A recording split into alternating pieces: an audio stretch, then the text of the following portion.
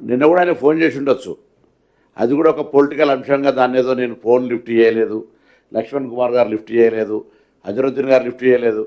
మేము అక్కడ నేను మాట్లాడిన మాట కూడా మళ్ళీ మీ అందరికీ కూడా మళ్ళీ మీడియాలో సాయంత్రం పెట్టినా.